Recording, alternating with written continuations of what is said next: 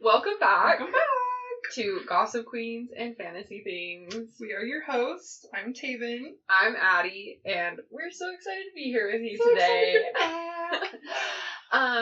We have a very special topic today. Very spooky, very demure. Very mindful of the season. It is September now. We are well into fall, and we kind of were talking about Feral Girl Fall. Into Feral Girl Fall. Yeah. And maybe the next few episodes we're going to be doing some deep dives on pop culture related to specific monsters leading up to Halloween. So if you couldn't tell from the little opening, today is our Vampire Diaries. If you're watching the YouTube video, my aesthetic kind of fits it. Yeah, Taven looks like a vampire. We both did talk. We were going to dress up like vampires, and I had every intention to. Until I looked in my closet. I don't have a lot of vampire-esque clothing options. And so then I thought maybe like Charlie Swan from Twilight if he was on vacation. Yeah. And that's the vibe I went for. I love it. This is actually a very vacation-y outfit. Thank you. I made this shirt and this hat. I was going to say there's no way the fabrics are just matching that well without you having made those. I made them for Cody. He doesn't ever wear them, so I had to wear them today. Except one of my buttons popped off while we were doing some, I'm like getting ready and I look in the mirror, I'm like, Addie's cleavage is just full out. I was like, girl. I was like, oh my gosh, I'm so sorry. I'm so embarrassed. The first episode that we made, and it's on Spotify, but it's not on YouTube. I was wearing this dress for our little ACOTAR episode, and I really loved it, but I didn't get to show it off in the YouTube video. Yeah, so our video footage was not good. It was booty. Yeah. It's still, we're working on it. Things are getting better. We're making progress Sound each and every getting time. Better. Yeah. It's getting quicker to edit things. We're figuring it out. Into the flow of things. But we are on episode 7 now, which means only one more episode until we are past the point of no return. Yes. For those who haven't listened to previous episodes, I told Taven some email from a podcasting site that we're subscribed to now. They're like 8 episodes, 70, what did they say, 74, 78% of podcasts quit before episode 8. So that's been our goal to get there. And we're well on our way. And now that we have this lineup of ghouls, goblins, and monsters, we're definitely going to surpass that because I'm so excited. Yes. To get into vampires, Yeah. Coming down the line, maybe werewolves. I actually want to talk about fairies again because I just watched The Watchers. Okay, is that about fairies? It's about fae, yeah. Oh, it's hell a really great movie on HBO Max. Everyone should watch it. But so, we'll figure out what else we want to talk about. But I do want to, we can do our little week recap, and then we'll dive into our vampire topics for the day.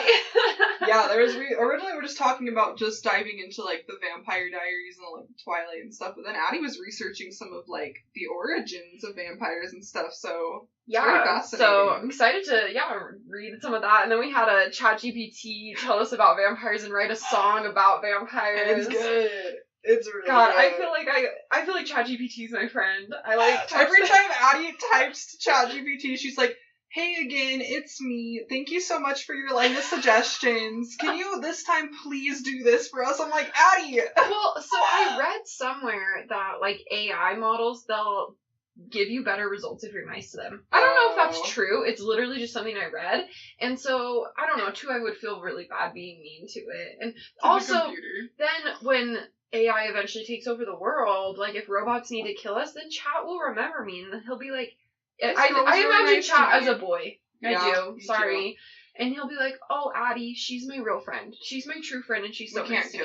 We can't kill her. And then I will live with the robots. There you go. And he'll be like, we can't kill Taven either, because Chat knows all about Taven. And I was like, Taven and I are doing this, so we need help with this. So ChatGPT does know all about my life right now. Yes, we had him also write a song for Taven's life. So maybe we'll share crazy. It went too hard. I almost started crying. ChatGPT is wild. It's insane. It is. But, yeah, it was a really good week. It was Taven's birthday, so happy birthday, Taven! Addie posted a little birthday post for me on the Instagram page, and it was so good. I was like, this is so sweet. Yeah, except then she came over and like, did you like most of the pictures she posted? I was like, did you like that post? She's like, yeah, most of it. And I'm like, okay. The caption and everything was really sweet. It's just like 3 out of the 10 pictures I was like, Ugh. Except I really tried to pick pictures Taven would like. She doesn't like any photos of herself, pretty much. So I was really very specific. Really trying to curate photos I thought she would like, and then she's like, I hated this one. I'm like, no. There was a few that I loved, and a few I didn't even know you had. And then, so Addie and her husband Cody threw me a little birthday party at their house, and it was so fun, and it was so sweet, and she had like a whiteboard, and she filled it up with like pictures of me from over the years, and it was so sweet. But I loved that sunburn picture of me and Cody. I had no idea what was going on in that. Yeah. I was like, what are we doing? I had the funniest set of photos. It was like 2 or 3 photos actually, and I found them. But the first day, I think we recounted it on the podcast when Cody was on. We all went to Bear Lake together. Yeah. And Cody got very sunburned that day. And that night, we like drove home from Bear Lake and then went axe throwing with Cody and his cousin. Yeah. And Cody was so sunburned on his chest. So I have this photo of him like holding open his shirt. And I'm like putting my hand not on his chest, but just in his shirt. To like feel the heat coming radiating off of him. And Cody's like, he just has a funny face. And Taven looks shocked. Like her face is like, oh my goodness. And so she was like, what's happening in this photo? I was like, why am I touching Cody's chest and looking shocked? This is crazy. Maybe he was just really buff. I was like, whoa. Yeah, it was so funny. Also, some really cheap party decor, because Cody really limited my decor budget for this party, okay? Sorry, Cody. So But if you have a lot of photos of someone, or if you just have them on your phone, because they're pretty cheap to print at like Smith's or Walmart. They're like 29 cents a photo. And then just get like a little poster board. I have a giant whiteboard, like a classroom whiteboard, so I like put them up on that. But you could just get like a poster board for $2 from Michael's, put the photos all around the edge, write happy birthday whoever, hang it up somewhere, and it's so super cheap. And I thought it was cute, and everyone looked at it throughout the night. Everyone like went up to look at the photos. So. It's so cute, and yeah, it brings back some good memories, puts the spotlight on me, which I love. Yes. I thought it was really fun. It was fun. I'm gonna say this right now, so you don't watch this episode back. You have a little lipstick on your tube. Shit. Thank you. You just got it off. It was like literally barely any. Okay. Yeah, it was gone. That's a true friend right there. Looking out. Because I would have watched the YouTube video and been like, I can't believe Addie didn't tell me the whole time. Yes, I know. I was like, Taven will be so mad, so I had to stop that. I put on lipstick for the first time in probably like 5 years for this episode, so very exciting. But yeah, we had your birthday. Taven's boyfriend came into town. Her long distance boo. My long distance BF. How was that? So fun. It was honestly, it was crazy. So he came in Thursday for my birthday and stayed until Sunday, which is the longest amount of time that we've spent together thus far. But it was amazing. It was so nice, and it literally just felt like so comfortable, just like I had known him for years. I was like, this just feels like so right. This is like what I'm supposed to be doing every single day. But it was weird because it was such a good weekend, like so perfect, so amazing. I was just so happy the whole weekend. And then as soon as he left on Sunday, I was like said goodbye to him, and he like drove away. I was fine.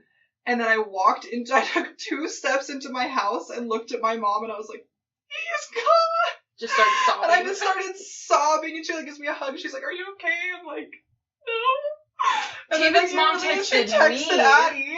She texted me no context. Like, I don't have her number saved. I should probably save her number. But it was, all it said was, she is very sad he's gone. Please help her. Or like, please cheer her up. Please cheer her up. Yep. That was it. And I was like, this has to be Taven's mom. It has to Actually, be. I still remember your mom's phone number. It's the same as my phone number, just 1 number off. I know, but when I was a kid, I'd have to call Denise's, your home phone line was always busy, so I'd call your mom's cell phone to, like, play, funny. So I kind of remember your mom's phone number.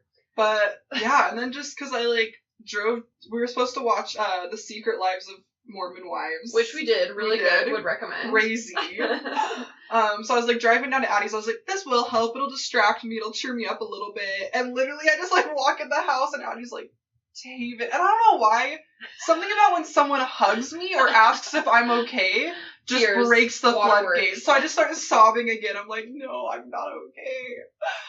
It's tough. Yeah, it's tough because it's like I was so unbelievably happy while he was here, and then just the dramatic, just like it was like a very shocking absence all of a sudden. It was just like, oh, I'm alone, and he's gone to where like I can't get to him anymore. Yeah, I can't see him or talk to him whenever I want.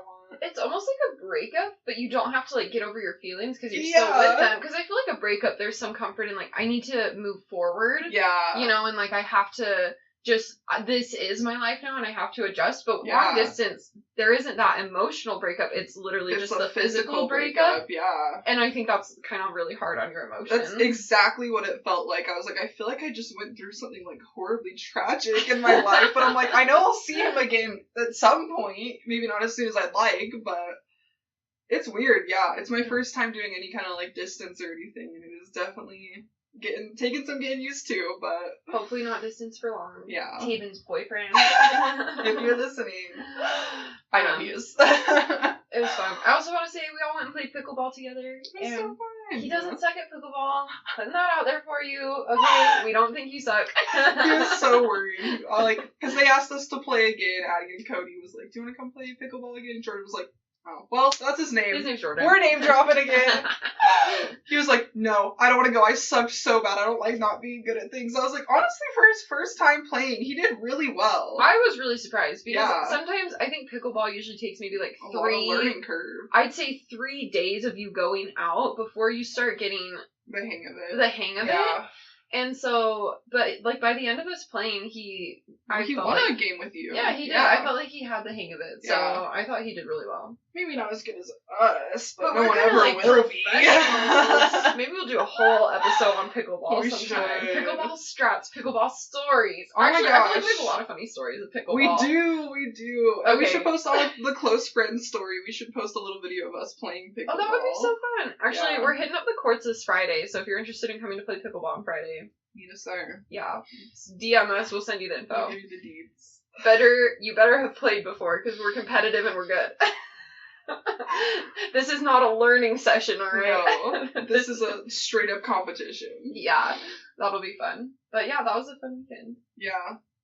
There's a kind of a loose Japanese theme to my party. Cody rolled some sushi for us, which was super cute, super good. Yeah.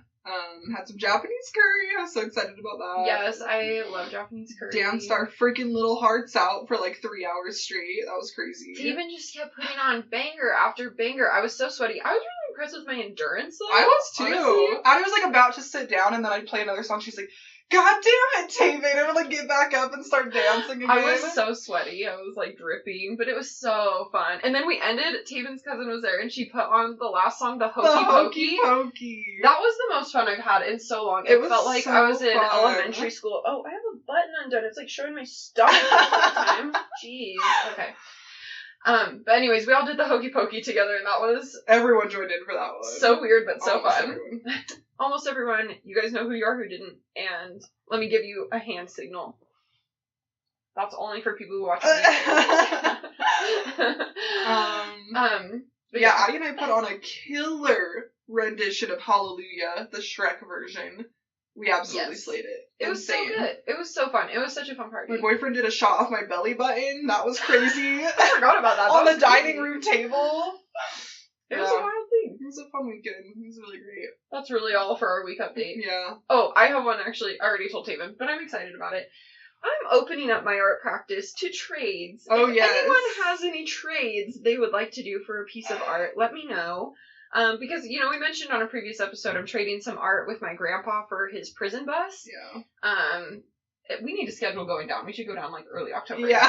Anyways, so, yeah, I'm trading some art for his prison bus, and then my mother-in-law, she knits, and my nephew, he has this beautiful sweater. I'm so jealous of it. It has, like, fire trucks on it, and she knitted it. That's so and awesome. I just want it so bad. I don't know. It's so cool, so unique. You should have just asked her for a recreation of the fire truck sweater. Well, I did kind of want that until I, like, came up with this other idea, because you know, I was like, could I trade you some art for a sweater? And she was like, yeah, of course. And so she's hand knitting me a sweater, and I decided my theme, it's Circus Charlie. I don't know if any of you played that game. What a throwback. I've never even heard of it. It's like a computer desktop game. You're a little clown, little circus clown, and there's different levels. You, like, jump over monkeys on a high wire. You, like, ride on a lion's back and jump through rings of fire. That's so crazy. It's really fun, but I was like, that's what I want knitted. So she's making, like, a full sweater That's of so that. fun. And I'm so excited about it. I love that it's kind of like retro, like, 8-bit vibes, too. Yeah, it is. It's so fun. So if anyone is open to trades and you have something I might want, let me know. If you've got a skill. Some people are really good at crocheting. I've been seeing a lot of really good crochet projects lately. Yeah, and, like, I I'd say, like, high-end craft. Yeah. But I can't afford it because the amount of time that it goes into, like, crocheting, quilting, knitting, whatever, things expensive. like that. Yeah, there's actually, I always see these little purses that people make, but they use the seed beads, like those little colorful beads, and they, like, embroider them in, and they're just gorgeous. They are so beautiful, and I really want one, but they're, like, $1,000 because these people spend, you know, hours and hours on this, but they're like a little clutch purse, and I'm like, I would love to have something like that. So anyways, if you're interested in some original art and you want to trade, let me know. But yeah, I think with that, let's dive in. Okay. That's all I wanted to catch up on. Yeah. All right.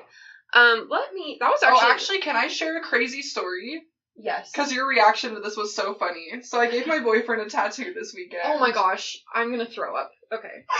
I touched my tooth necklace and it reminded me of it. This is literally the craziest thing. I can't. So, yeah, I'm a tattoo artist, so Jordan comes down and I'm like, I have to give you a tattoo while you're here. Like, I have to. That's just a staple of being here. You have to get tattooed by me. And so we're, like, thinking of ideas and we're like, what could we do? And as a joke, I'm like, what if I, like, bit you and left my teeth imprint on you and then I tattooed that? And he was like, okay, 100% down.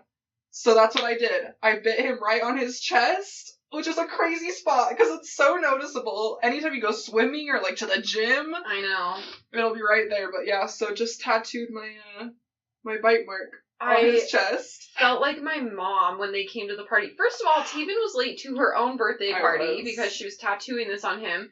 And they come over and they're, like, showing... They also got little matching heart tattoos, which are cute. So they show us those. And then they're like, look what else Jordan got tattooed. And he shows us the bite mark tattoo. I just felt like my mom. I was like, no, that has to be fake. Please tell me that's fake. That can't be real. That's not real. That was, literally a mom reaction to a tattoo. But I was like, no, it's real. And then Jordan was kind of, like, fucking with her. Was like, no, it's fake. And Addie was like, oh, thank God. And I was like, no, it's real. And Addie was like, no, you're lying to me. You're lying. That's fake. Please tell me you didn't really do that. And it was so funny. I'm still stressed about it. But then I got vindication because my cousin came over and I showed her and she was like, hell yeah, that is so sick. I'm so jealous. She's like, I want to do that to my boyfriend. And I was like, thank you. That is so crazy. That actually ties in so well to the vampires, though. Yeah. So that's kind of perfect. Okay, you have just a little more lipstick. I think it's getting on your lip piercing because it's right in between your teeth. That makes sense. Yeah.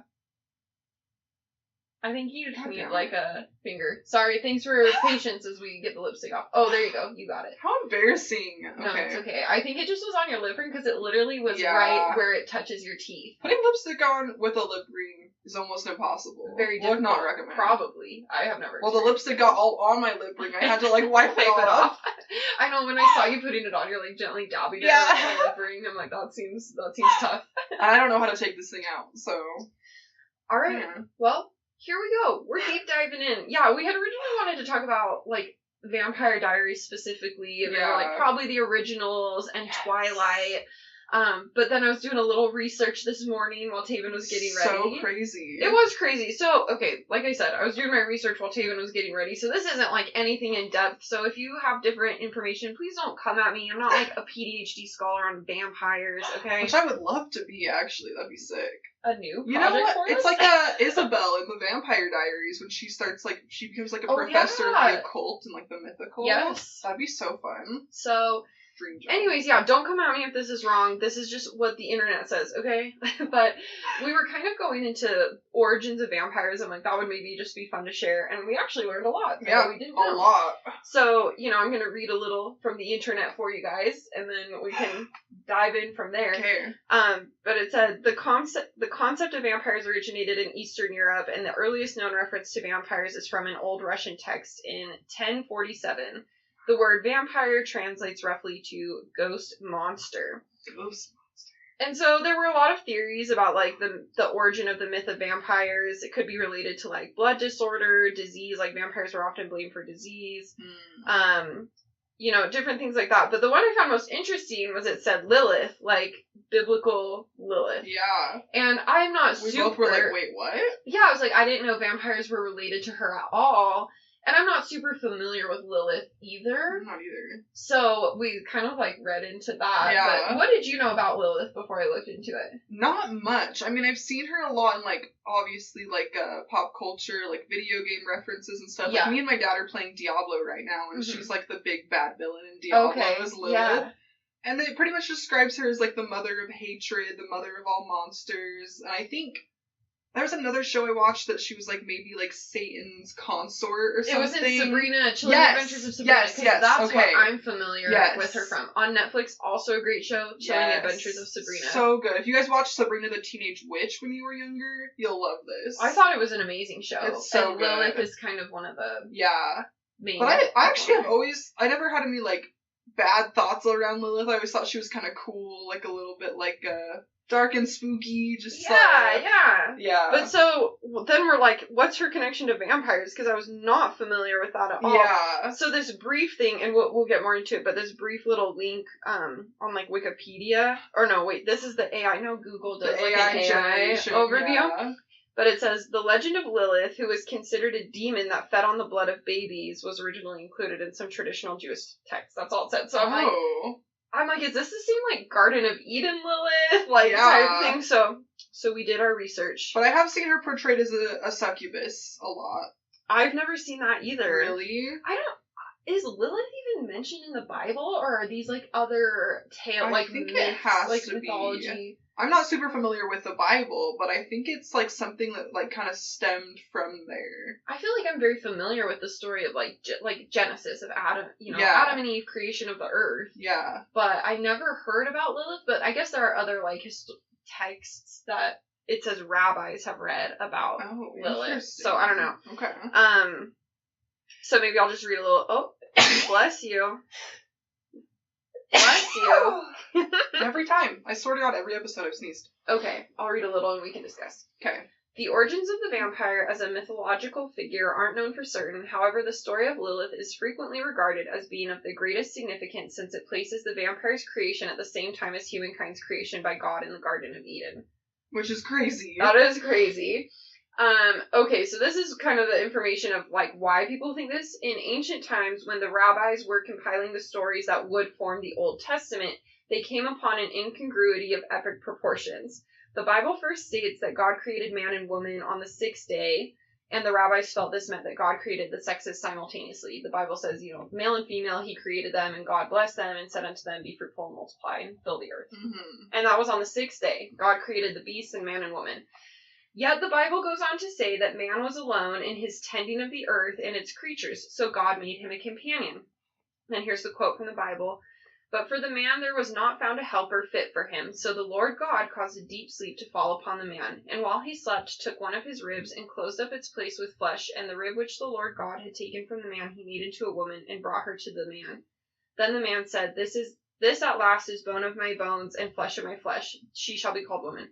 I actually don't know if that's an excerpt from the Bible. That might just be these old rabbis. Yeah, like, that doesn't sound That does not sound biblical. Yeah. That does not sound like anything I've read. But anyways, so they go on to say this would imply that God made man on the 6th day and then sometime later created woman. So they basically had this theory then that Eve was not the first woman, that God had made another woman, and that's when the rabbis started to find myths of, it says in Sumer and Babylon, there were myths of Lilitu, or more commonly Lilith, who was declared to be Adam's first wife and the true first woman. So, woman number one. Yeah. I feel like, okay, on Chilling Adventures of Sabrina, not that that's, like, biblical lore accurate, but wasn't she, like, Satan's mistress? I thought. But I also... I thought Lilith and Lucifer were fallen angels. Yeah. But I also remember something like her coming before Satan or something. Like, she's always been around, kind of. Maybe. If you know a lot about Lilith, true lore of Lilith, let us know. I guess we really only now. were reading her relation to vampires, so I didn't, like, look up her origins. Yeah. But anyways, here's the little one about her being the snake that tempted Adam. That was cool. Yeah, I was just going to get into that a little. Well, so, yeah, more about Lilith. It says, according to apocryphal lore, Lilith was strong-willed and fiercely independent, and when the time came for Adam and Lilith to consummate their marriage in the sexual act, Lilith rebelled. Adam insisted that since he was man and she woman, that he should, they should do it. He should be on top. He should take her. Lilith refused, claiming that God had made them both as equals and that to lay upon her back on the bare earth was an insult, since all lesser beings are of the earth, while God and his angels were of heaven and divine. The original feminists? The original feminists. So there are different, they say there are a lot of different variations and accounts. One is that Adam did rape her. Some people think that Eve is Adam and Lilith's daughter. Yeah. Which I had never heard. That's crazy. I don't know how accurate any of this is, but it's interesting. Interesting to read. And then, someone thought that Lilith might be the snake that tempted Eve in the garden. That was one. But it goes on to say, in most stories, Lilith is said to be barren and her breasts produce not milk but blood. Though there are some different versions. And then, hold on, let me get back to this little vampire turnaround.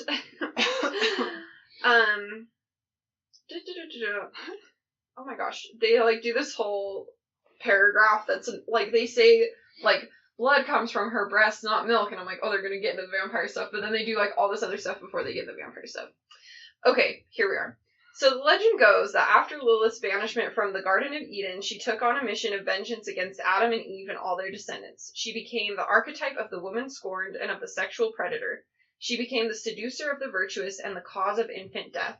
All of the duties of womanhood and of wifehood Lilith rebelled against with a demonic glee, and as such her body took on the form of a succubus, a hideous winged demon that fed off the life force of others, the first vampire. Her offspring were the first members of the race of vampires.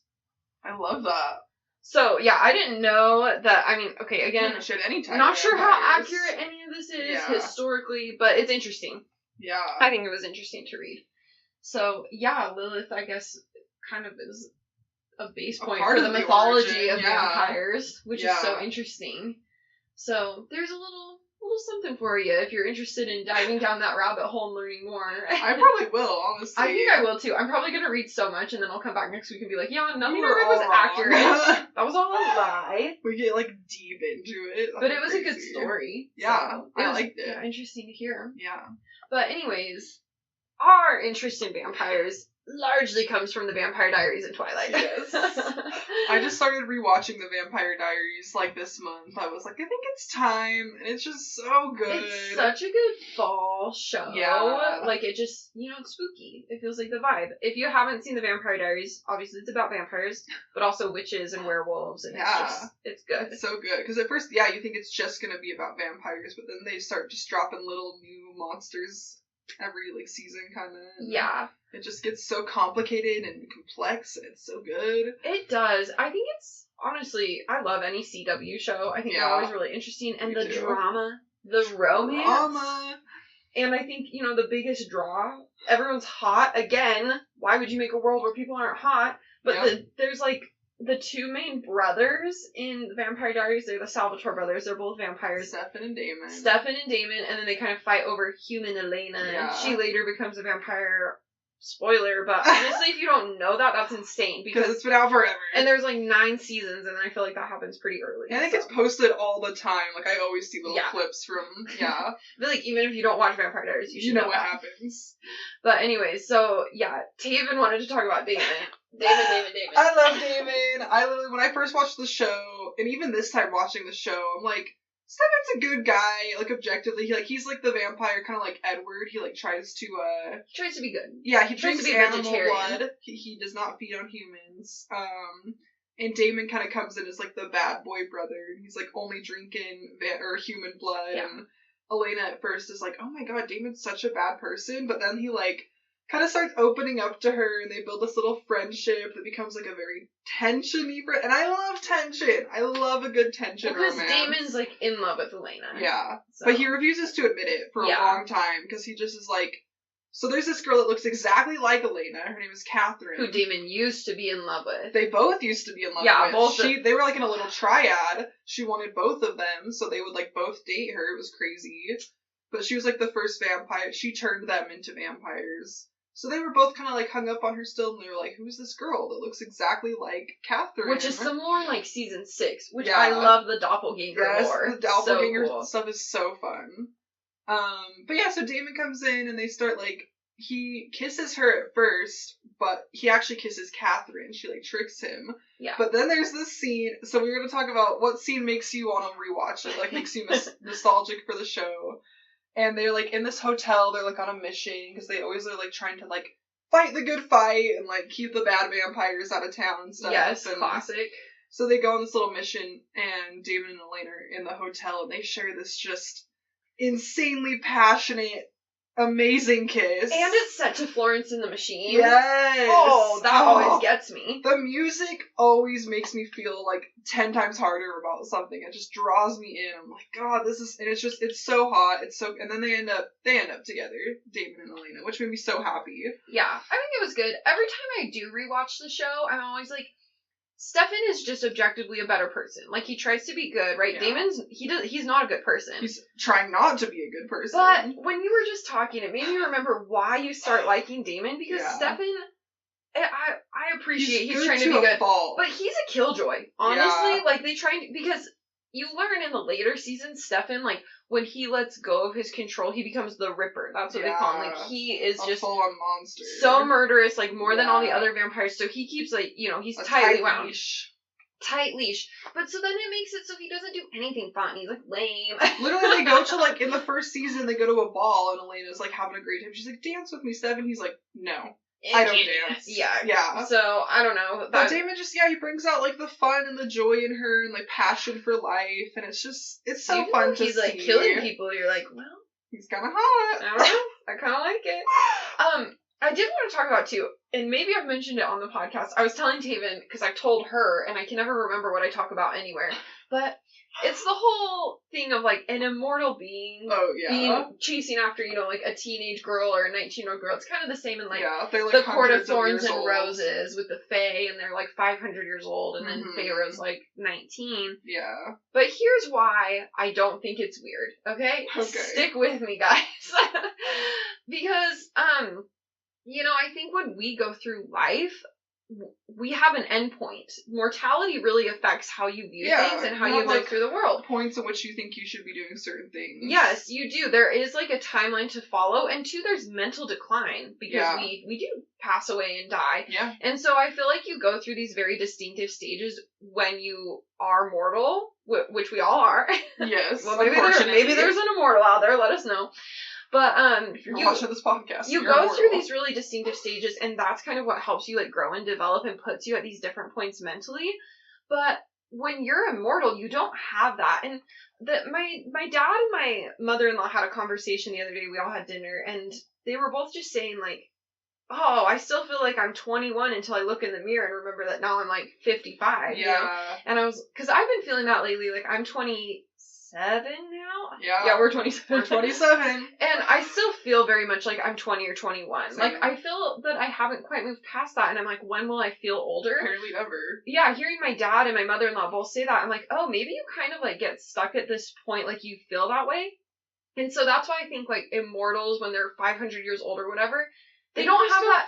They probably still feel like 20s, early 20s. Yeah. And so it seems less weird because they don't have that endpoint of death as a marker for, like, how they should be progressing. Exactly. If you think you're going to live forever, you don't really have the urge to, like, grow up necessarily. Yeah. Act like you're 150. Yeah. So maybe you've experienced a lot more time, but I don't think, like, time is necessarily equivalent to, like, maturity. I think maybe, it makes you a little bit wiser, maybe. A little more knowledgeable, but. So, it doesn't have to make you old. So that's why I feel like it's fine. They're the same mental age. Yeah. Yeah. Close enough in mental age. Yeah. I don't think it's a problem. And two, it's kind of like... It's kind of hot. Yes, I was going to say the romance factor, too, when it's someone who's lived for, like, 500 years, and they're like, I've never loved anyone but you. Like you. You're like, in 500 years, you've never found anyone like me. Me? That's crazy. Okay. I just tucked my hair behind my ear if you're listening and watching. Me? Okay. I'm just a girl. I'm just a girl and you've lived so long and you love me. Oh my god. I don't know, I think I've told you this before, but I saw a meme the other day that was like, why are we all obsessed with this, like, 150 to 19-year-old romance factor? And one girl comments and, like, the post, like, of the thread, I don't know, but she was like, because that's the age that men finally reach the maturity. I have seen that. To be at, yeah. I was like, oof.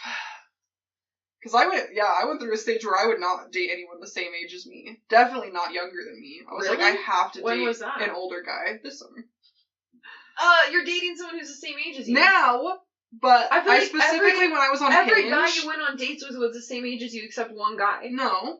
When I was on Hinge, I specifically only matched with people that were like 29, 30, 31.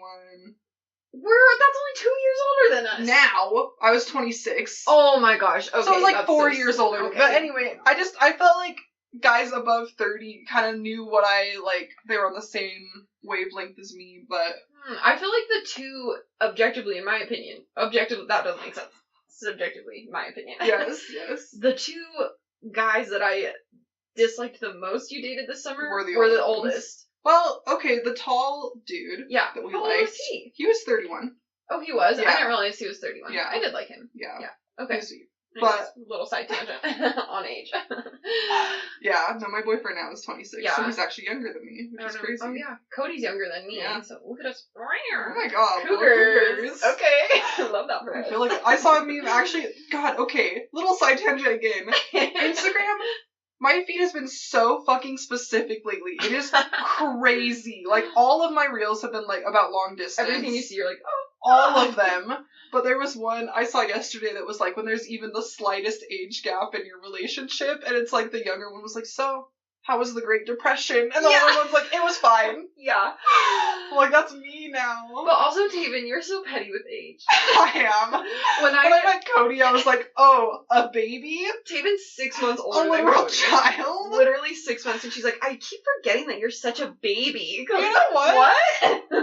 You know what I think it stems from is because I skipped a grade. Yes. So I was always, like, way younger than everyone else in my class. So self-conscious. Yeah, I was like, I'm, like, 14, and they're all, like, almost 16. So that's crazy. You're a baby. So I was the baby for so long, but now we've been hanging out with a lot of people younger than us, so... You're so young, so inexperienced. Makes me feel so wise and mature now. I just said you were young and inexperienced. Okay, well, now. Because we've been, like, all of Cody's friends are, like, younger than us and stuff, too. Only 6 months younger than us. Okay, but it makes me feel good. Okay, you're so Makes me feel good to be the older one in the group for once. Yeah. Okay, alright, that's fair enough. Anyway. We really got derailed. Yeah. Let me pull up all my Vampire Diary questions. While you do that, I also saw a meme last night that was so funny, because me and my boyfriend have been joking about getting married a lot. They're so crazy. But I support it. It's half a joke and half not, but he's in the military, so he gets really good benefits, and I don't have any health insurance. I'm a server and a tattoo artist, so we've been joking about getting married for the benefits, but I saw a meme last night that was like, fun date ideas under $100, and I was like, oh, that's so cute, I can't wait to see it. And it was like, get married? Marriage license, $83, go to the courthouse. I was like, ain't that just a scam, too? When I found out I had to pay for my marriage license, I was like, crazy. This is so stupid. I hate this. Fucking government.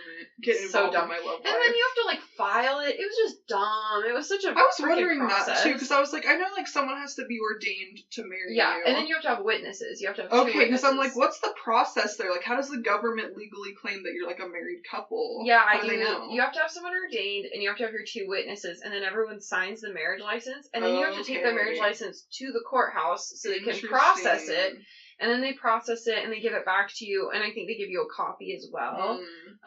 Yeah, I think I have my original marriage license and then a copy in case you need it. Because, okay, here's another little scam, guys, about marriage. Well, it's not about marriage, but when I got married, I needed to change my bank accounts because people wrote checks to me, Adel and Ellsworth. No one even asked if I was changing my name, and I didn't for like a year, so I couldn't cash these checks. And so, I went to the bank, and they're like, you need to... When I finally went to about the name changing process, I guess, I brought my social security card and my new ID. I brought my brand new social security card and my brand new ID. And I was like, hey, I need to change the name on my accounts. Like, I just got married. This is my name. Yeah. And I had my old social security card too and my old ID. Okay. They were like, you can't change it without your marriage license. I was like, what? Yeah, they're like, we need your marriage license. I'm like, well, what if someone just changed their name? Yeah. Like, you wouldn't need a marriage license. Yeah. I felt like it was so dumb. I felt like it was really stupid. Because you can just legally change your name for no reason. Yes, so then how would you change it on the bank account? Yeah. You give them your new social security and identification card. That's so stupid. I was so mad about it. I am still mad about it. Now that I'm talking about it again. Anger. Anyways, okay. Back into the Vampire Diaries. We were talking about, we kind of covered all these, actually. Oh, did we? Now we can go into the spin-offs. Where the real content Actually, okay, real quick, I wanted to get into, Caroline. Oh, shoot. So, Stefan and Elena I did say Caroline and Stefan. Yeah, they're like OG love is, Elena and Stefan. They get together in the beginning, they love each other so much, they'll never part. Obviously, they part. The endgame love is Caroline, Elena's best friend, and Stefan. Which, I was telling Addie, I love Caroline because she goes through so much character development throughout the show. She starts off as this, like, really just bitchy, like, teenage high school girl. Yeah. And she's so mean to Elena for no reason in the first few episodes, even though she's, like, supposedly her best friend. She's, like, the mean blonde cheerleader friend. Like, classic trope. Yeah. But then she goes through so much, and she becomes a vampire, and then she has babies, and it's crazy, and then by the end of the show, her and Stefan end up together. And some people love it, and some people really hate it. Mm-hmm. I don't know where I stand with it. I feel like in some moments, I really love it. Yeah. In some, I don't, because I wanted her to end up with Klaus. I wanted her to end up with Klaus, too. I felt like for Caroline, she was settling for Stefan. Yeah. You know, and for him, he really loved her. I felt like he wanted it so bad, but I was like, for her, she's, like, settling for an option that's, like, just good for her life. Yeah. Because her love was Klaus Michelson. And that... The Originals. Look at that transition. Whoa. The Originals is a Vampire Diaries spinoff. It started probably, like, season 3 of the Vampire Diaries. They started the spinoff, or maybe season 4. The Originals started. Yeah. So the Originals, they are the first vampire family. Yeah, that's how the vampires came to be. The OG vampires, as the name implies. And so they are characters on maybe season 2 or 3 of Vampire Diaries. Yeah, season 2. And then they got their spin-off show. And I think that the Originals surpasses. It surpasses Vampire Diaries. Yeah. And here's the thing. You do not have to have seen Vampire Diaries to watch the Originals. Yeah. I do think it makes it more fun because there's like cameos and appearances and like you get more of the lore. Background too. Yeah, you get more of the background. But if you are looking for maybe a shorter show, it's a good stand on its own. It's 5 seasons, I think. And it's more spooky, so it takes place in New Orleans. And it really leans into like witches and like voodoo, and the werewolves are a huge part of it. Yeah. So I feel like it's not fully vampire focused, it's just kind of all the supernatural stuff. Yeah. And it is so good. And the original family is so interesting. I love them. Klaus, he's love hot. him. He's love hot. him. He's toxic as hell, but he's hot. No, he's the worst. You literally watch it. Cody and I watched part of it together, and he'd always make fun of Klaus's accent.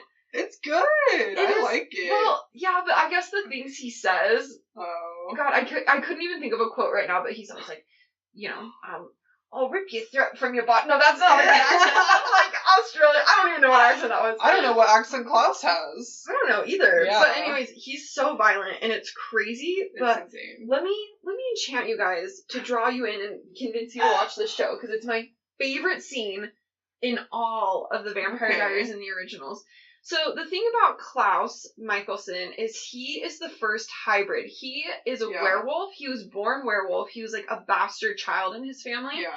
And then his mom was a witch and she cursed her kids and that's how they became vampires. But so he was a hybrid and so he's werewolf and vampire. And the first season of the Originals, people are trying to hold Klaus down. They're trying to fight him, trying to kill him. It's like this whole battle for territory pretty much. Mm-hmm. And so Marcel, this rival vampire, he kind of plans this thing to get Klaus, like, in chains and, like, put him down and they're going to kill him. They're going to, like, they found the weapon they need to kill Klaus and they have him all tied up and stuff. And then, but they don't know that Klaus has unlocked his hybrid abilities because they were, like, locked away. Cursed, they were cursed for a long time, so he could only be a vampire. But when he unlocked the hybrid, he was so strong. And so there's this, like, scene, this moment he's all in the chains, all the vampires are holding him down. Marcel's probably giving some stupid ass speech. And Klaus, he like looks up and his eyes are glowing yellow, which is how the wolf eyes glow. Yeah. And he just starts like ripping these chains apart, tears these people to shreds, and they're all like, ah! And it's pretty badass. It's such a moment of like redemption. You're like, yeah. fuck, Marcel, you stupid bitch. You should have known. Because Klaus used to have his territory in New Orleans, right? Yeah. And he left for a little bit, and Marcel came in and was like, "It's mine now." Yeah. Klaus was like, "No, this is my home, bitch. Get out of here." Yeah. Well, Marcel was pretty much like Klaus's child. He raised. He raised Marcel, and then when Marcel was old enough, he turned him into a vampire. Yep. And then there's like this whole thing where Klaus had to leave New Orleans. Like the city got attacked by vampire hunters, which I have a question for you about that actually. Okay.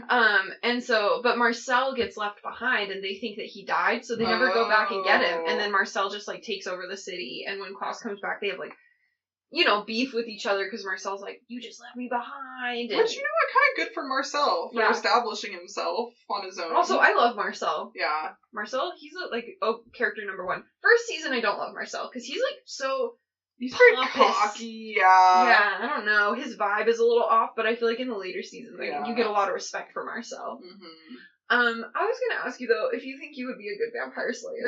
No. Why? I can confidently say no. A, because I would just want to be a vampire. I'd be like, okay, I was gonna ask, would you actually date a vampire? Yeah. Like, really? Yeah. That's crazy. Like right now, well, okay, I guess not right now, but maybe last year, if a vampire had approached me and been like, well, maybe I fell in love with him first, that I don't know. Yeah. And then he's like, I'm a vampire. I'd be like, and you'd be like, okay. Yeah. That's crazy. Yeah. I definitely would. I think I'd be like, sorry, buddy. It's not gonna work. That's crazy. This kind of brings us into one of our topics, which is good, because I feel like the only strain that it would have, the relationship, would be that I'm gonna die and he's gonna keep living, and it'd be really sad for him to keep watching me age, and then, you know, I just have to die one day and he's alone. I do want to circle back to that, but first, answer the question. Well, you answered, but why would you not be a good vampire slayer? Oh, just because you want to be a vampire? I would want to be a vampire, be like, turn me, first of all. But second of all, vampires are so strong. They're so fast. I would be terrified. I always have this, like...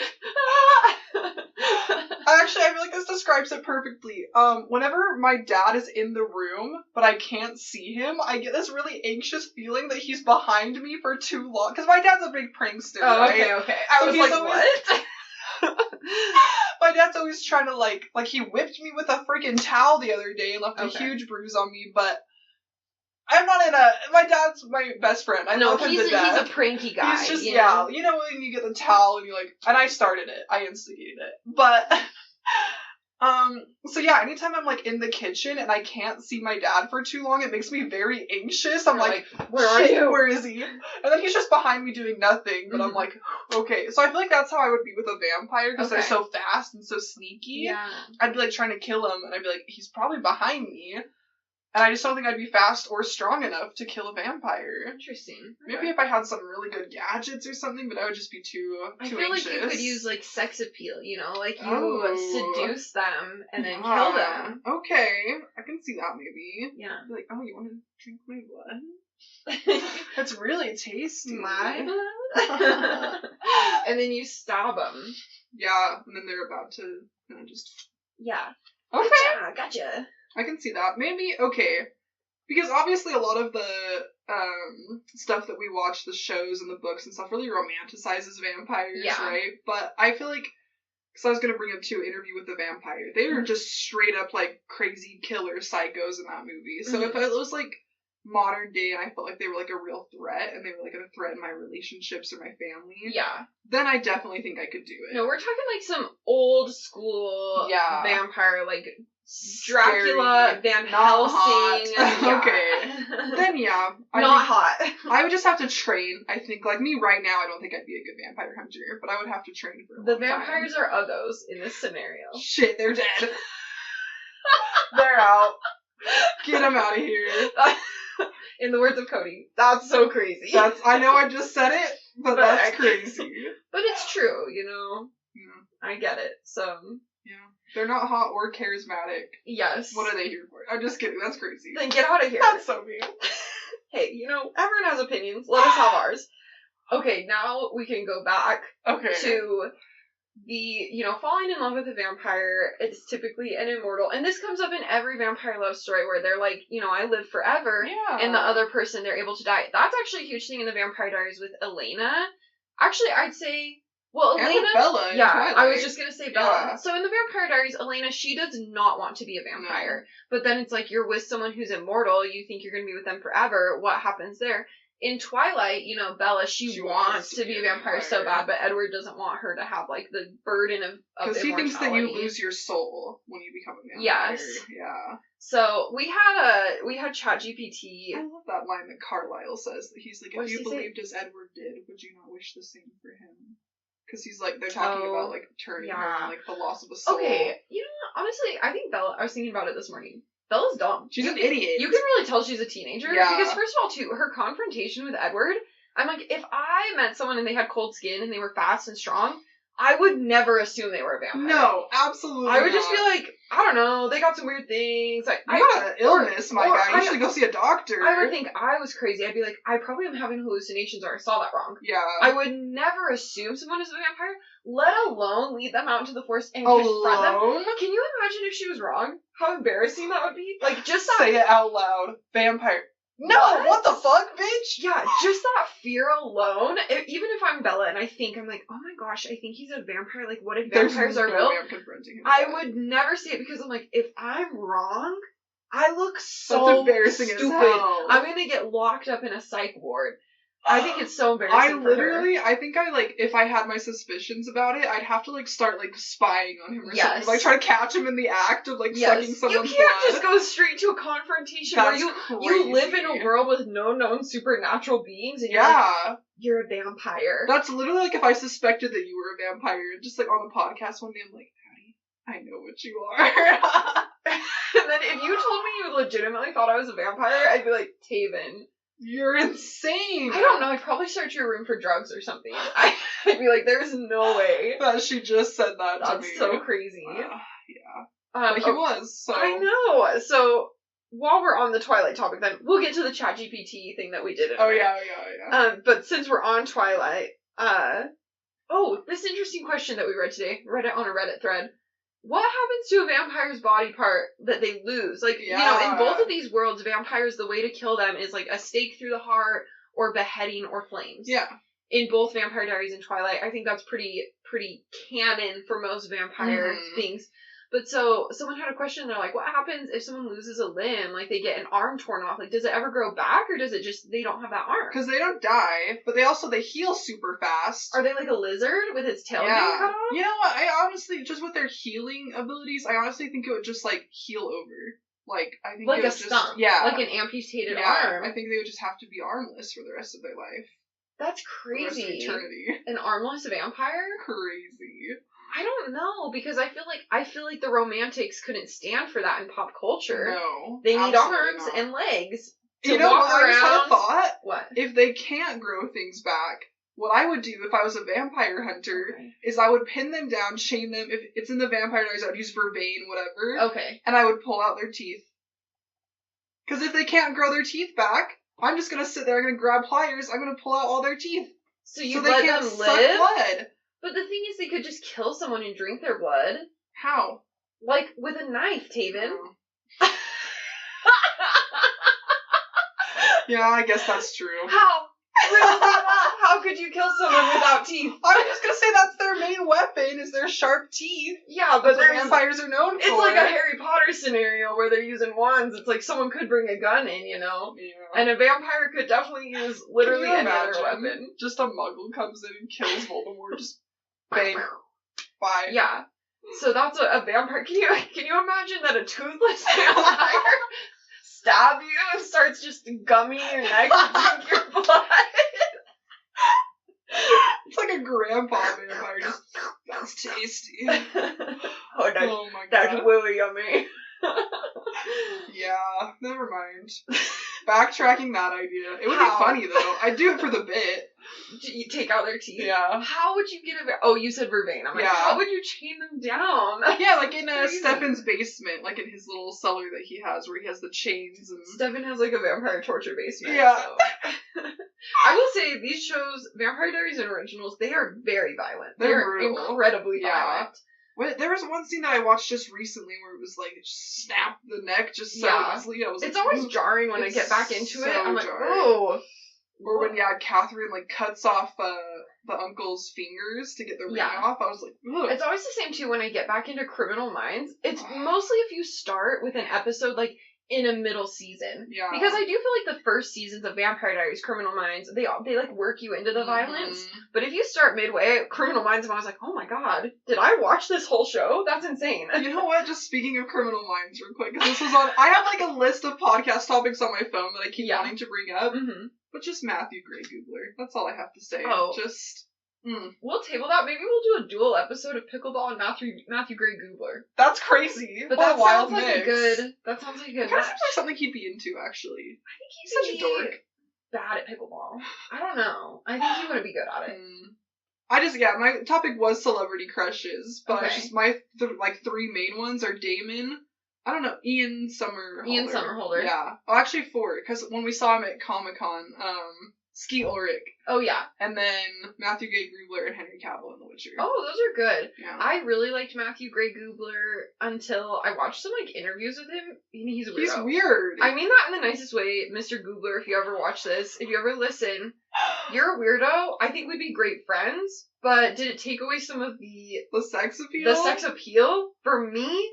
Yes. They added to it for me. I think he had, I love loose a goofy teeth guy. in his house or something. Like, he collects loose teeth. I can't even remember, but there was something weird. I was like, that's not goofy, Taven. That's crazy. Okay, well, a little bit of backstory behind this necklace that I'm wearing. Oh, yeah, Taven has a tooth necklace, and she wants a tooth of her boyfriend for a necklace. I told my boyfriend if he ever... I'm not going to take it from him, but if he ever naturally loses a tooth, I would like to have it so I can wear it as a necklace. Yeah, but so he was one of my celebrity crushes. Harry Styles was another one. He's no longer a celebrity crush either, because if you're a guy and you paint your nails, that's great for you. It's going to lose your sex appeal for me. I don't like it. And that's so funny. I love when guys do that. Yeah, and he started... I think I just like a classic man. Yeah. Sue me.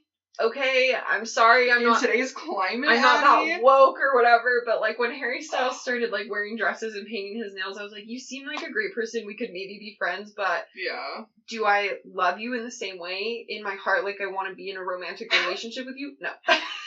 Maybe it's, I don't know, maybe it's a little bit of the bisexual in me, but I kind of love a feminine man. That's great. I don't know. I don't, for myself. I love them as a person. Yeah. But, not for me romantically. Interesting. I don't know that I do have one celebrity crush. Cody always gets so mad. My only celebrity crush that is still constant is Dominic Cooper. I'm pretty sure that's his name. Honestly, I don't even remember. Because I always just call him Young Howard Stark. Yep. He's also the fiance in Mamma Mia. And we just watched it. Yeah. Now I can't remember his name. What was his name? It's Sophie and Finn. Finn doesn't sound right. No. I don't know. Anyways, Sky. I was like, it's something. But, anyways, I think he's so attractive. And Cody always hates it because one time... Taven was there. Because I was talking to Taven. I think we were watching it. We had to have been watching it because I was like, Young Howard Stark can get it. And Cody can he get it? Oh, I guess I can't get it. I guess Young Howard Stark can get it. I was like, that is not what I meant. It was crazy. He was so sad. I think he's a very handsome actor. I really like him. So, that's my little actor crush, celebrity crush. All the other ones are too weird for me. We saw Skeet Ulrich at Comic-Con last year, and I literally almost passed away. He's too old. Really? Old. That's crazy. He's our parents' age. He's hot. Okay, but he's old. And there's people are into daddies for a reason. Okay. But, no, I didn't even go to the booth to see him. I didn't pay money or anything to go up, but it literally just, from across, it was, a movie scene. I, saw him from across the room, and the crowd parted and I saw his face, and I literally was I literally could not breathe for a second. It was so crazy. I felt that way a little with Matthew Lillard. I actually really like Matthew Lillard. Oh, yeah. Shaggy? Yeah. Love that. That's so funny. So, yeah. Okay. Should we read the song, or we were talking about something else? Okay. That's what I'm like. I feel like I'm so gonna distracted. re-watch this, and I'm gonna be like, oh, we never returned to that topic. Yeah, probably didn't. But it is what it is. Pressing questions, just message us. Yeah, because we were talking about losing limbs, pulling out teeth, people gumming you. Yeah, I don't know. I think we're done. Wrapped it up. I think we're done. Okay. Oh no, we're not done. Oh. We're not done with Twilight. I will read this ChatGPT thing. Okay. Taven has one final story. Well, maybe I have a final story because I was there. About. Oh, I was like, do I? This is a childhood tale of Addie and Taven. You probably remember it better than I do. Yes, because it was one of the worst play dates of my life. Play dates, hangouts. We had to be like 5th grade. We were pretty young still. Yeah. Twilight was a big thing when we were in elementary school. Twilight was a really big thing, and Taven was an avid reader. My sister was 2 years older than us, so she was in junior high. Yeah. And she was obsessed with the Twilight books, as was Taven. Yeah. And one time I invited Taven over to play at my house, and we were playing out in the backyard, and my sister, she was always really mean to Taven. She hated me for some reason. Probably because of this event. I feel like she was mean to me before that. But anyways, so my sister God. My sister came out into the backyard, and me and Taven were playing, and they start talking about Twilight. And I'm not sure how it really evolved, but they got into this fact competition about Twilight. Like, who knows more about Twilight? And they would be like, well, did you know that this and this from the books? And then one would shoot back, well, did you know that this and this? And it literally ended with Taven in tears. And I was just sitting there by myself, and I didn't know anything about Twilight. I just wanted to play outside, and I was like, I hate this so much. We gotta, do a full-on fight about it, and then Delaney God! We're so bad at name dropping. Okay. So anyway. My sister's name is Delaney. We've said it before, so it's fine. True. She was, like, so mean to me by the end of it that I literally was just, like, I remember you had, like, a little shed, and I was just sitting there, and I was, like, holding my knees. I was like, oh, she's so mean. Yeah, it was crazy, but... I also have some really good memories with her, though. The filming of Murgad. I know. Amazing. We had a lot of fun things, but I just always remember that, because So I'm like, good. what a crazy thing to be in such a fight about with my sister. Should we get into a classic Edward versus Jacob debate real quick, though, while we're on the subject of Twilight? No, yeah. I don't actually know your thoughts. I feel like you're Team Edward. I'm Team Jacob. Whoa. Yeah. Okay, that's surprising to Actually, me. so when I read the books, I was Team Edward. When I first read the books the first time, I was like, oh, Edward's so cool. He's so mysterious. I love him. And I literally, it was to the point, literally, where I, like, if a, like, scene with Jacob would come in, I would, like, throw my book across the room. It was so dramatic. I'd be That's so crazy. Jacob, you suck! But then I watched the movies and grew up, and I was like, Jacob's so nice. He's such a like, such kind-hearted, so much better for her in the long run. And I was like, she's an idiot. I think Edward's nice, but he's like a sad sap, you know? He's Stefan. He's a killjoy. Stefan. Yeah. He only listens to classical music. Boring. What really changed my opinion. I've never read the books. You haven't? No. I didn't know that. No, I have not read the Twilight books. Oh my god. That's crazy. That should be our next book club book. That really should. Well, at the end, we did pick a book club book, so we'll go over it. But,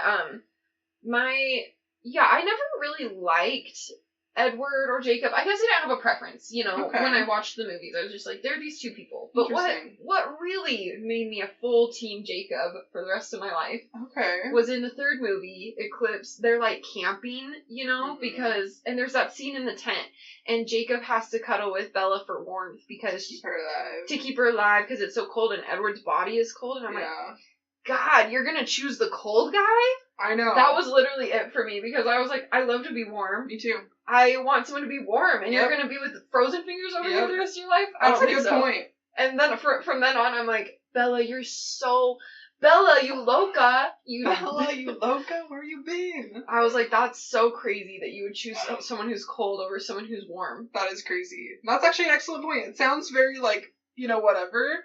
But I describe my boyfriend as my own personal space heater. Because he runs so warm and I run so cold. So I just, like... I feel like that's part of, like physical affection for me when you're cuddling. It's like that warmth you get from another person. It makes you feel so good. It makes you feel so comfortable and so safe. Homey, and to have that lacking, that would be crazy. I couldn't. I literally would not survive. Because I already run so cold. Addie, every time she comes into my room, she's like, it's a terrarium in here. Yeah, because it's one thing, too, if, like, you have a partner who's, like, cold fingers or cold toes. Like, I know I do, but, like, when Cody and I like cuddle or spoon, like your It's body like is warm and it feels so nice, but you're just cuddling with an ice block?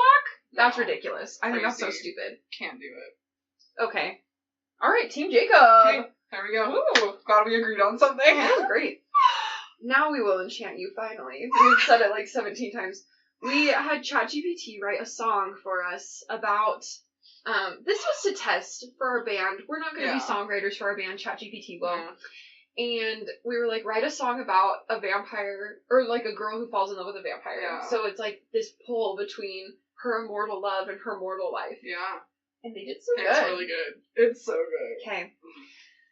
We don't have like a tune or anything, so it's kind of just like a poem, but this was the chorus that ChatGPT came up with. I'm just a flicker and you're the flame. You'll burn forever, but I can't stay. You hold me close through endless nights, but I'll fade with the morning light. You'll never age while I turn to dust, but I'm still here, love, chasing your touch. Eternal heart beating next to mine. I'll love you now for the rest of my time. ChatGPT, that was really good. You know who I think would absolutely slay that song is Paramore. I feel like they would do that so well. That would be amazing. Oh, so good. Honestly, just the first line gets me. I'm the flicker and you're the flame. Yeah, that's good. That's so good. I really like that. I also like I'll fade with the morning light. Yeah. It's just good. I just think the vibes for our band just has to be kind of... Because we were going to do this, like, 2 years ago. We were very inspired by Florence and the Machine and her feminine rage. And we were like... mystical. Yeah. We wanted to, like, wear capes on stage with the hoods and just... I love it. We should, like, vision board for our band and then make it happen. Actually, there's this band I like. I don't know what their name is, and I wish I could give them a shout-out. But they do, like, covers of... anime theme songs, but it's like this girl band and they all dress kind of like goth and like vampire-esque, and they're so good. Maybe I think it's the Crimson Apple. I might be wrong, but maybe we'll post it on Instagram when Taven finds it. It's so good. So anyways, that kind of wraps up our vampire discussion. We did want to say this is, well, because we're hitting, God, we always talk so much. I know. I love it, but we did want to give you guys some recommendations for vampire pop culture to look into. Obviously, Twilight originals and Vampire Diaries, we highly recommend all of those. You can watch Legacies if you want to. We haven't, but it just doesn't seem like it's going to be good. I think for me, Legacies, that was another Vampire Diaries spinoff, but it started after the Vampire Diaries ended. So at that point, we were like in our 20s, and Legacies is about one of their children. It's about Klaus's child. So it's like, I don't know, it's centered around like a 14-year-old girl, and I just was like, I don't know, I don't relate to this anymore. Yeah. So I didn't really want to watch that. But a couple things. Renfield is a great movie. That was one on my list that I wanted to recommend. Wait, okay, I know I asked you this morning. You didn't watch it with us last year? No. It's a vampire movie with Nicholas Hoult and Nick Cage. Nick Cage is Dracula, and it is so good. Incredibly gory. So gory. But it was funny. It was like a really fun vampire kind of slasher film almost. I don't know. I really loved it. I thought it was super fun. And then my next one also was Midnight Mass, which I just recommended to Taven last night. Yeah. It definitely has very like serious religious undertones. Actually, it came out right when I was like leaving the church, and I had a friend because I was like, oh, I want to watch this. She's like, I would give it a year. I'd give it some time before you watch it, and I did. And when I watched it, I was like, yeah, I'm glad I did. Glad I waited. If you're going through a spiritual transition, you might want to give it some time. But Midnight Mass, it's one of the Mike Flanagan series, like Haunting of Hill House, Haunting of Bly Manor, that's on Netflix. And I think it's the best one. And it sounds amazing. It's so fun. It's not fun. It's actually really sad. But it's kind of about this really tight-knit Catholic community in Maine somewhere. I think it's in Maine. It's on the East Coast. It's the perfect time of year to watch it, too. Yeah, perfect time of year to watch it, and it's got vampire lore, and it's so interesting and really good. I actually have another one to put on there. Okay. This is one that you and Cody made me watch with you, and it was so good. It was the Abraham Lincoln one. So Taven. Good. Oh my gosh. Okay, no, we need to have a viewing party for that because this is one of the best films ever made, and I stand by this. I thought it was going to be so goofy. When they told me the title, I was like, you guys are insane. This Abraham Lincoln Vampire Slayer. It's so good. Yeah, Taven, it became one of my favorite films. I rented it when I was like 20. I got it from a local video store for Halloween. I watched it once. immediately watched it again, like back-to-back viewings, and That's then crazy. every day of my rental I watched it. Really? Yes, every day of the 7-day rental. I was like, this is so good. And when I recommended it to Taven, it was Cody and I had first gotten married. Yeah. And she came over, thought it was going to be goofy. Yeah. By the end, I swear to God, did all of us put our hands on our hearts? Something. While he's reading the Gettysburg Address. I was and so they're just captivated. I was beheading vampires. God. It's so good. It's so good, because basically it sets up that, like, the Confederacy, they're vampires. Yeah. And it's just Abraham Lincoln with his axe slaying vampires. And it's honestly a really good movie. It was very, captivating, very thrilling, very just, thrilling. Okay, that is your number one must-watch of all these. I forgot about that until just barely. That was so good. I don't know what made me think of it, but I was like, another vampire movie that just slapped. Oh my god. Okay, let's put together a watch party, actually. Okay. Keep your ears out. Okay, share your other one that you had. My recommendation was gonna be Interview with the Vampire. It's one that my mom had on, like, VHS, and I, like, would go through them and be like, oh, all my mom's old movies. And I watched this one and it was so good. It's, like, very, like, classic old school vampires, more in, like, the Dracula, Van Helsing era, but it's sexy, but it's also very just, like, dark and I remember, like, I had nightmares, I think, when I was a kid when I watched it, but I was, like, so, like, enticed by it too. I was just like, God, it's so dark and just, whoa, what is going on? It's interesting, and it's very long, but it's definitely a must watch. I've never seen it, but I think they just did a remake of it, because I saw it on HBO. I saw that, yeah. So I haven't seen the remake, but the originals were really good. Yeah. And then our last recommendation was The Invitation. Yes. I believe it's on Netflix. It's like a vampire movie that came out maybe 3 years ago. Yeah. It honestly felt like a kind of low-budget, classic scary Netflix vampire. original. Yeah. But it was so good. I would highly recommend The Invitation. It was fun. I thought of another one, too. I guess, this is a classic. Probably everyone's seen this, but Blade. I've never seen that. Really? Is that a vampire film? I thought it was like an ice skating film. No. Oh, okay. No. And I'm pretty sure that's what it's called. I don't know. Someone made me watch it recently, but it's like there's like this underground club that all the vampires are at, and you go in and they're all like pretty much raving. They're like fucking going hard, but they're all just like vampires. That and there's so this cool. one guy that's like a vampire hunter. Yeah, it's crazy. Okay. But then you find out he's a vampire. What? It's crazy. Thanks for spoiling it, Taven. Sorry. I've never seen it. Shit. Sorry. Anyways, those are our vampire recs for you. I'm gonna watch Interview with a Vampire, and I'll watch. It's really good. I think I'll watch Tom Blade Cruise. too. Hmm. Tom Cruise? Yeah. What? Okay, I'll definitely watch it. And we'll put together a little viewing party for Abraham Lincoln Vampire Slayer, because that movie, you'll never feel more patriotic. I promise you. If you feel sad about America, watch this movie. You'll feel so proud to live in this country. Yeah. And I believe I felt that way when I watched National Treasure with you guys the other day. Taven, It was the first time I'd ever seen National Treasure. We watched that for the 4th of July. It was great. I don't like Nick Cage. He's not my favorite. I think because I saw a movie that he came out in recently, and it was just strange. It was weird. It made me feel deeply unsettled and like disgusting inside. Interesting. And it made me hate him forever. You should watch Renfield then, because he's not like a hot sexy vampire in it. It's fun. I don't know. Interesting. Okay, with that, I think we can wrap up, but I want to announce our book club book. Oh, yes. I was like, I have something in my brain that it was tucked away for later. I got it, ready to go. Okay. I don't remember what it's called. It's called I don't want to speak too close to the mic. Yeah, so I went to Target for my birthday, because I just love Target. Great place to be. But I was looking through their book section, and one caught my eye, because I keep seeing it on Book Talk, and people keep recommending it, but it's called A Touch of Darkness. It's basically like a retelling of the story of Hades and Persephone, which I love. I've always been obsessed with Persephone. Love Greek mythology.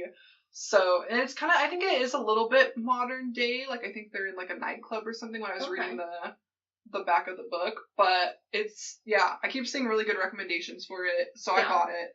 I'm gonna go buy it. We'll post it on our Instagram, so if you want to read this book with us, I'd say we'll probably talk about it like in October. Give like a month to read it.